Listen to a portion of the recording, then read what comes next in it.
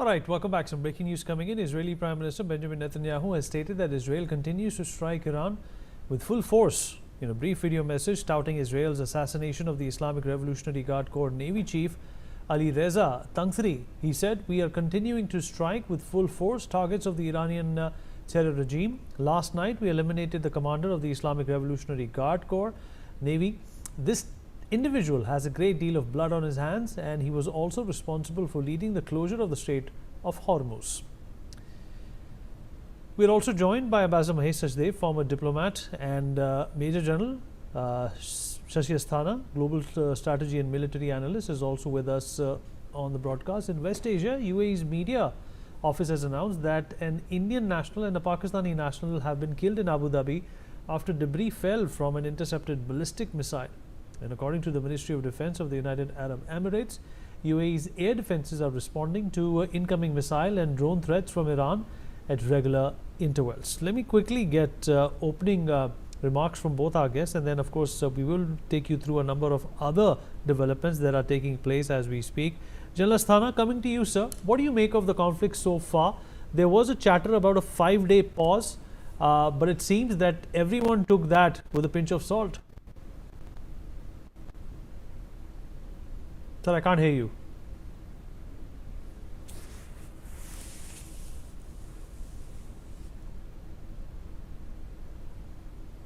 All right. So while you fix your audio, let me in fact rope in Ambassador Sachdev also into this conversation. Ambassador Sachdev, are you there with us, sir? Sir? I can hear you. Right. So your impressions of what's happened so far.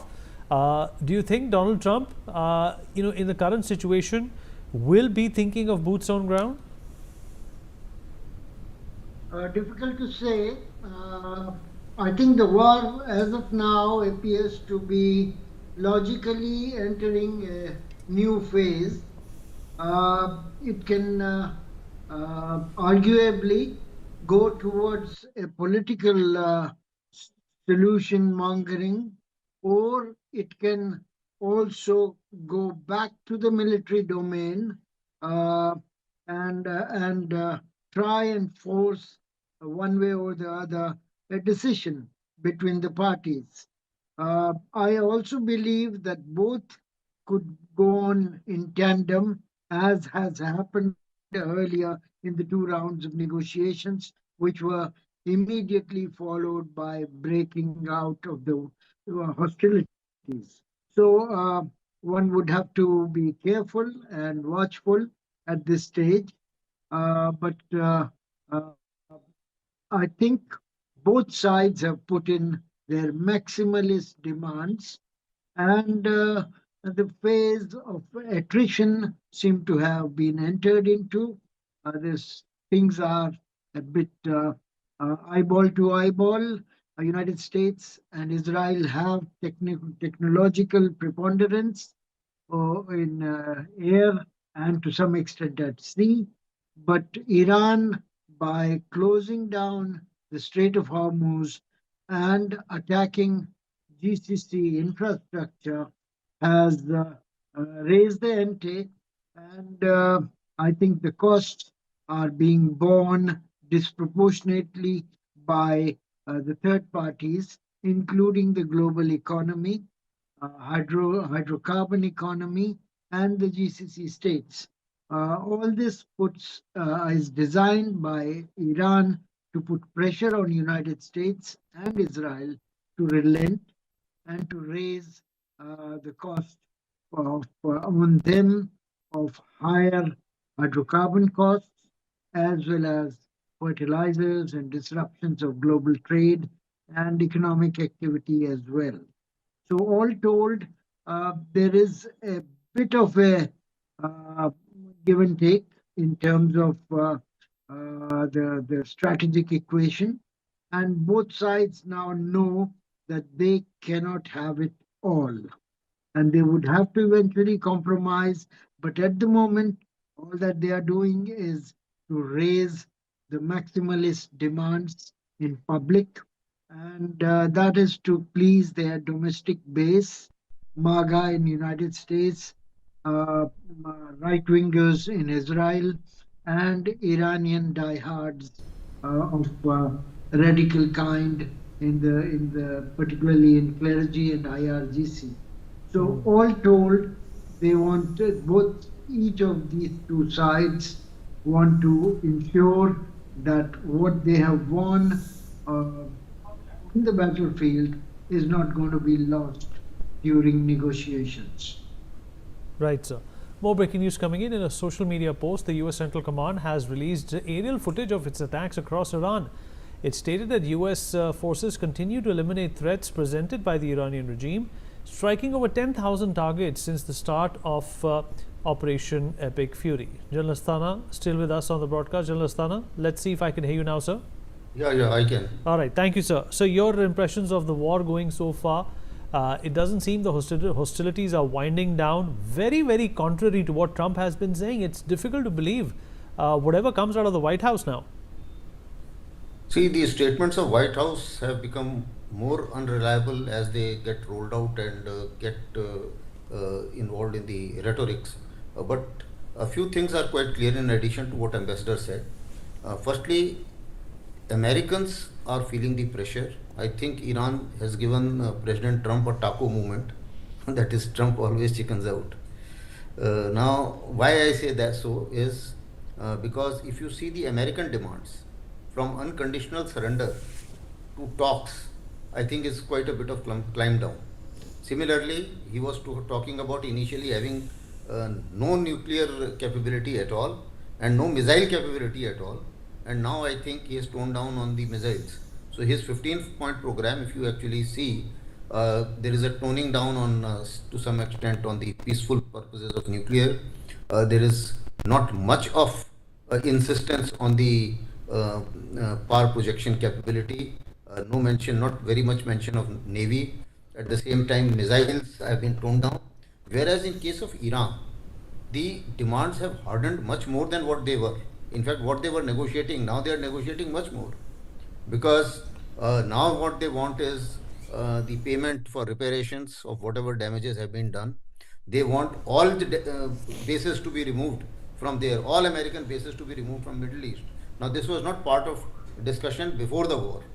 So therefore, you would find that apparently Iran's those 5 points look to be stronger than what they were, and Americans' points, 15 points, they look to be much weaker than what they were before when they started the war. So what has happened in between? Certainly America, if you read the indicators, battle indicators, what they are doing is they are trying to open up the talks. At the same time, they are also building up with a fair amount of caution. I'm telling him that these are the risks involved because sending 5,000, 6,000 troops for special operations in an area where Iranis are very well settled and their strength is still 6 lakhs. I think the troop strength is still the same, and giving all the warnings with no surprise. I think Iranians also would have made fair amount of defensive arrangement on all the possible targets of these special forces. So therefore, every day when they think of a ground action, it is becoming more and more risky and difficult. So with these kind of conditions, I feel that off the ramp is the option. Both sides, as the ambassador very rightly mentioned, want to be hard in front of their domestic audience. At the same time, on the other side, they don't mind, or they won't mind, because after all, Iran has also taken fair amount of beating and fair amount of damages. So both won't mind having an off-ramp kind of some kind of solution in a little time to come. Israel is a slightly wild card entry in a manner that they have also suffered fair amount of damages, but they don't want to back down because they think that if this regime remains intact, Iran will subsequently build the capabilities to strike them again, and they will continue to remain a threat. Here there is a major difference. Iran is not a threat to America; it is a threat to Israel, and that America also knows and Israel also knows. So Israel is looking as if to try to somehow convince USA that bigger damage to Iran suits them. At the same time, perhaps Saudi Arabia and others also, there are rumors to say that they also want more strikes because they also feel that a rejuvenated Iran under hardlined IRGC will be a bigger threat than what it was before the war. So this is how it is. Let's hope that good sense prevails and some off the ramp situation brings to some situation on the negotiation table. Vineet.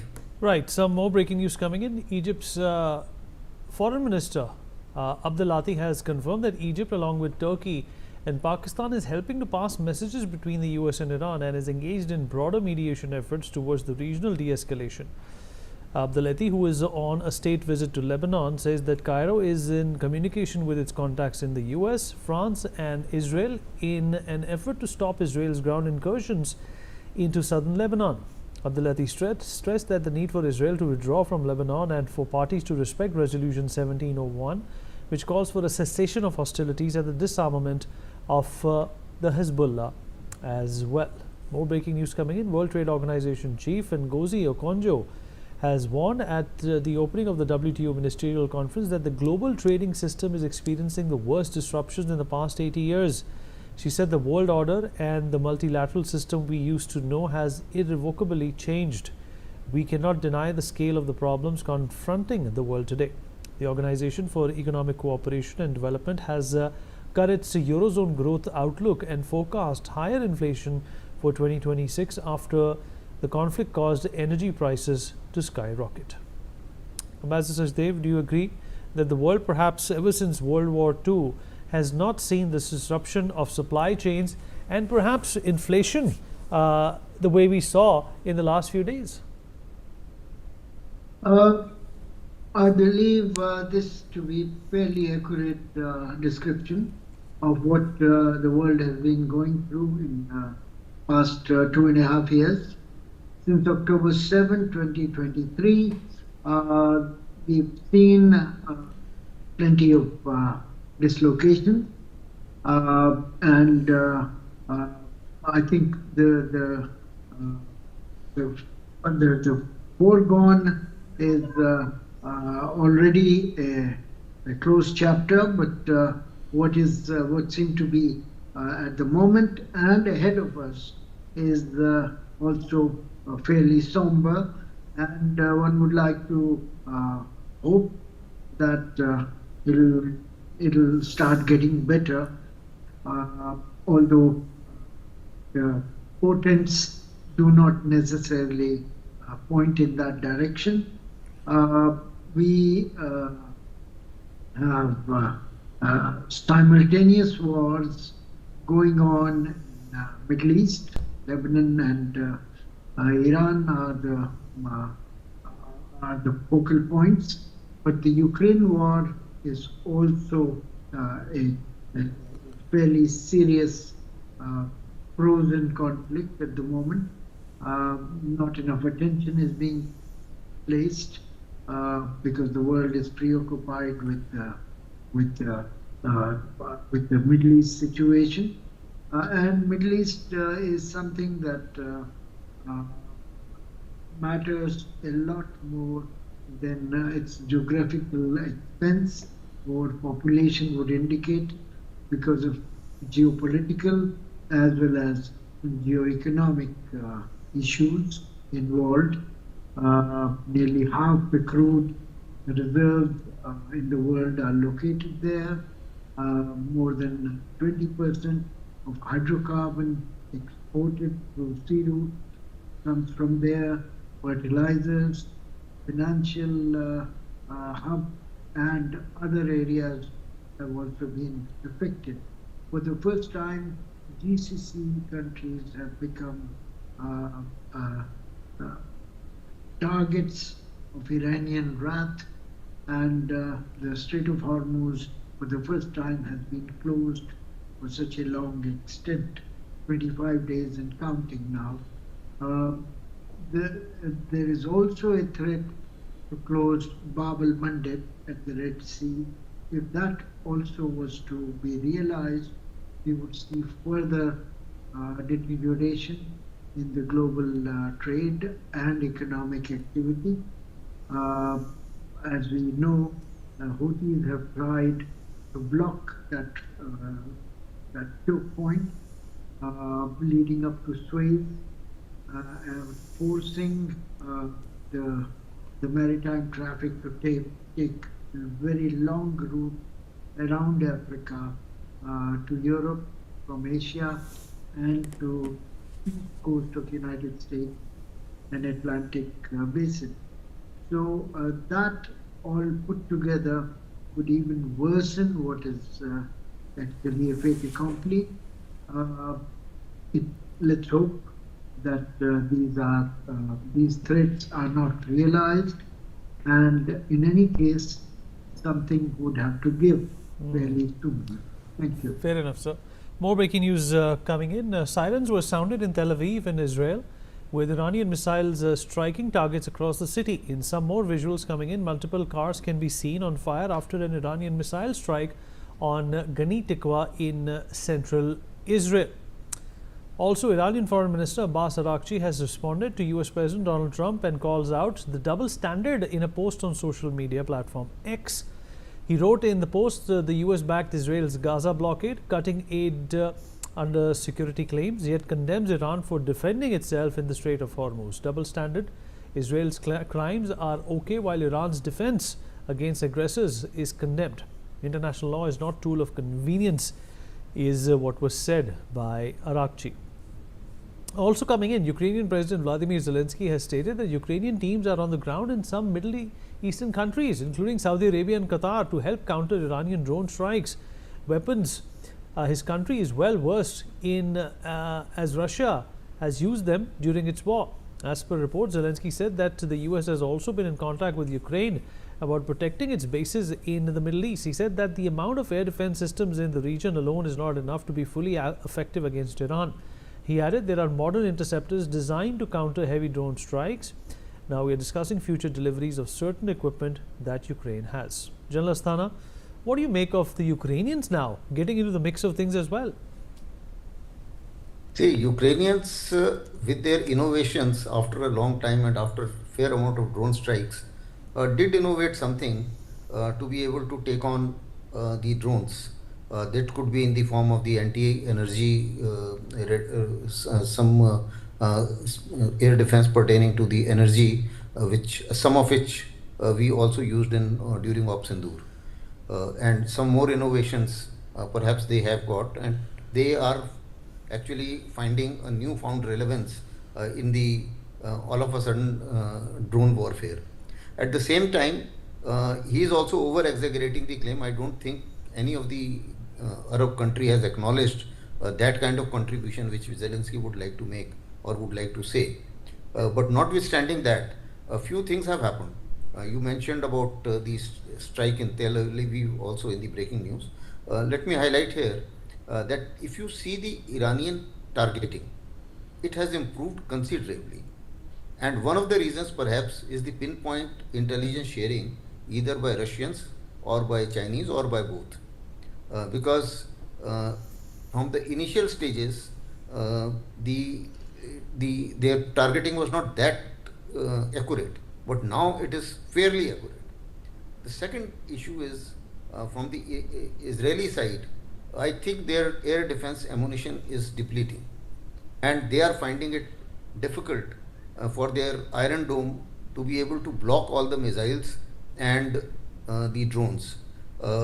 Although no air defense is ever 100% successful, but at the same time, that time Iranians were, whenever they fired about 200 plus missiles, obviously about 20 odd did go through into various targets. Now they are firing less missiles and causing more casualties, and that is where I say that the indicators are on Israeli side lesser air defense, and on Iranian side more pinpoint targeting and better intelligence and surveillance capabilities.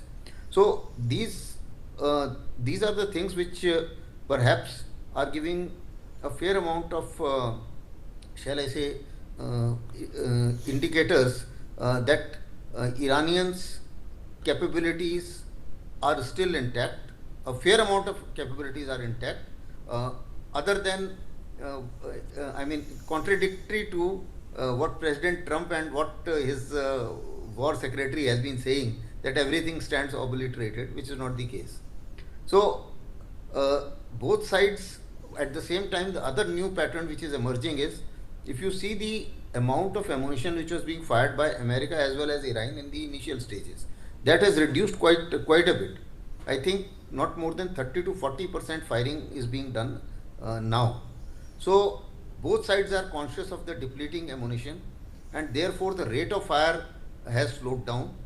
And as I can perceive that as we go along, the Iranian side will certainly like to reduce their firing and keep it to pinpoint firing and at a regular intervals, so that the adversaries neither can relax and nor do they lose out all the ammunition which they have, because of they also have a limited amount of ammunition. So I think how much endurance each side has, that will also dictate the course of war in Right, times sir. to come. You're right, sir. Some Exactly. more breaking news coming in. As per US media reports, the Pentagon is weighing whether to redirect weapons originally meant for Ukraine to the Middle East, as the war in Iran has strained supplies of some of US military's most critical munitions. The reports state that the weapons that could be redirected include air defense interceptor missiles purchased through a NATO initiative launched last year, under which partner countries buy US arms for Kyiv. Also, Malaysian Prime Minister Anwar Ibrahim said that Iran is letting Malaysian tankers pass through the Strait of Hormuz after talks with Iran, Turkish and other regional leaders. Anwar said in a televised address that we are now in the process of releasing the Malaysian oil tankers and the workers involved so that they can continue their journey home. In the speech, he also thanked Iranian President Masoud Pezeshkian. And Jordan's military has also said that Iran has fired 3 missiles at the country in the past 24 hours, all of which have been shot down by the Air Force. Jordan's Public Security Directorate said that falling shrapnel caused some material damage, but no casualties have been reported so far. Ambassador Sajdev, your response to Iran still continuing to target its own neighbors. It had apologized, sir, if you remember, a few days ago, but it continues to do so. I think there's the case of good cop versus bad cop in Iranian politics, and they're posturing towards the GCC neighbors. At the official level, at the political level, Mr. Pezeshkian, who's not a career politician, he's a cardiologist chosen by late Ayatollah Ali Khamenei, the supreme leader, for this post as a balancing act to reduce the radical dominance of other 3 wings of the Iranian political structure. Now, he is acting as a moderate and has issued a well-documented apology. He was overruled subsequently by the IRGC, which said that those countries, those bases have to, by Americans in GCC countries, would have to be targeted, and there is American establishments would need to be also targeted. We do have a paucity of time, but I appreciate your feedback. We have breaking news coming in. On the sidelines of the G7 foreign ministers meeting, Dr. S. Jaishankar held talks with his counterpart, Jean-Noel Barrot, the Minister for Europe and Foreign Affairs, and at the Ebe Wadi Cerny, the ministers welcomed Prime Minister Modi's confirmation of his participation in the Avian Summit. In this context, they underscored India's contribution to the G7's work, in particular on major macroeconomic imbalances as well as on international partnerships and solidarity. The meeting reflects the importance France attaches to closely associating India, currently holding the BRICS presidency, with its G7 presidency. The ministers held in-depth discussions on the situation in the Middle East. They agreed to continue their close coordination with a view to work jointly towards ensuring the security of the Strait of Hormuz. Aditya, my colleague, is joining us on the broadcast to give us more details about this. Aditya? Well, absolutely, Vinny. This meeting between Foreign Minister Jaishankar and Minister Jean-Noel Barrot is very, very significant at this juncture. already we know that Foreign Minister Jaishankar is on a 2-day visit to France, and definitely, France has been a great ally of India. Like we have, it is well known fact beneath that France has been exporting top fighter jets, aircraft known as Rafale, and completely this now this joint coordination and coordination between India and France is very, very pertinent. Considering the challenging time that we live in, when we see that the global world order is being reshaped by the current developments that are taking place in the West Asia. All right. Aditya, appreciate you joining us. Thank you so much. On that note, we'd like to thank our guests for joining us and giving their perspective as well. We've run out of time. We take a short break.